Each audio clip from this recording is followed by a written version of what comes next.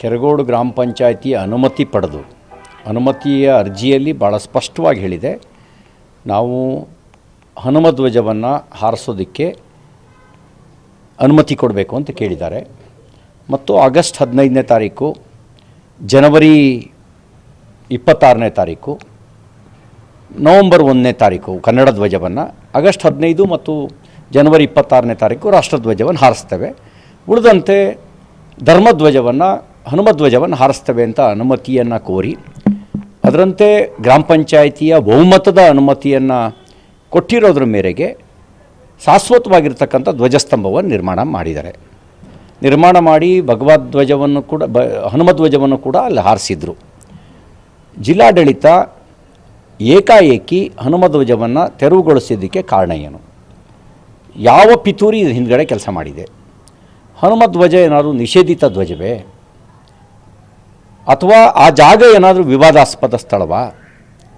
ಒಮ್ಮೆ ಗ್ರಾಮ ಪಂಚಾಯಿತಿ ಅನುಮತಿ ಕೊಟ್ಟ ನಂತರ ಅನುಮತಿಯನ್ನು ರದ್ದುಪಡಿಸದೆ ಏಕಾಏಕಿ ಹನುಮಧ್ವಜವನ್ನು ಇಳಿಸಿದ್ದು ಯಾಕೆ? ಇದ್ರ ಹಿಂದ್ಗಡೆ ಭಾಳ ಸ್ಪಷ್ಟ ಇದೆ. ಇದ್ರ ಹಿಂದ್ಗಡೆ ಪಿತೂರಿ ಇದೆ. ಇದರ ಹಿಂದ್ಗಡೆ ಕಾಂಗ್ರೆಸ್ನ ಮಾನಸಿಕತೆ ಇದೆ. ಅವರಿಗೆ ಸನಾತನ ಧರ್ಮದ ಬಗ್ಗೆ ಇರ್ತಕ್ಕಂಥ ಒಂದು ಭಾವನೆ ಏನಿದೆ ಅದು ಇದರಲ್ಲಿ ವ್ಯಕ್ತ ಆಗ್ತಾ ಇದೆ.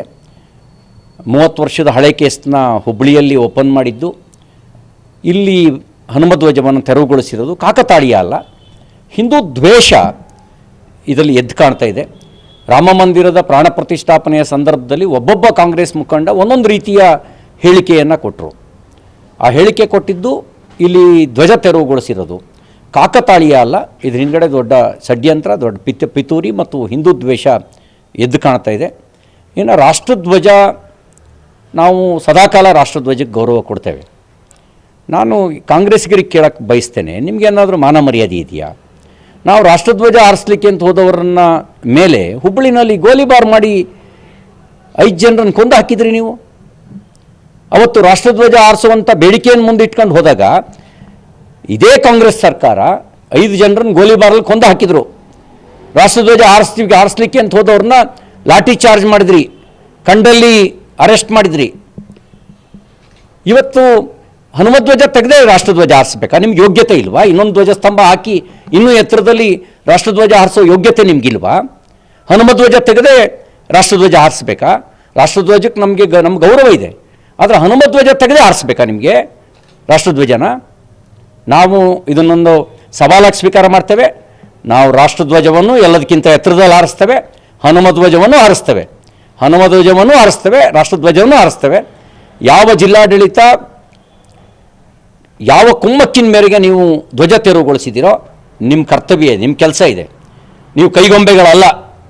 ನೀವು ಹನುಮಧ್ವಜ ತೆಗೆಯೋ ಅಧಿಕಾರ ನಿಮ್ಗೆ ಯಾರೂ ಕೊಟ್ಟಿಲ್ಲ. ಯಾವ ಆದೇಶದ ಮೇಲೆ ನೀವು ತೆಗೆದ್ರಿ? ಇದಕ್ಕೆ ಸ್ಪಷ್ಟವಾದ ಉತ್ತರ ಕೊಡಬೇಕಾದ ಅವಶ್ಯಕತೆ ಇದೆ. ನೀವೇ ಮರ್ಯಾದೆಯಿಂದ ಹಾರಿಸ್ಬೇಕು. ಇಲ್ಲದೇ ಇದ್ದರೆ ನಾವು ರಾಷ್ಟ್ರಧ್ವಜವನ್ನು ಒಂದು ಕೈಲಿ ಹಿಡ್ಕೊಂಡು ಇನ್ನೊಂದು ಕೈನಲ್ಲಿ ಹನುಮಧ್ವಜವನ್ನು ಹಿಡಿದು ರಾಷ್ಟ್ರಭಕ್ತಿಯ ಪ್ರಕಟೀಕರಣವನ್ನು ಮಾಡ್ತೇವೆ.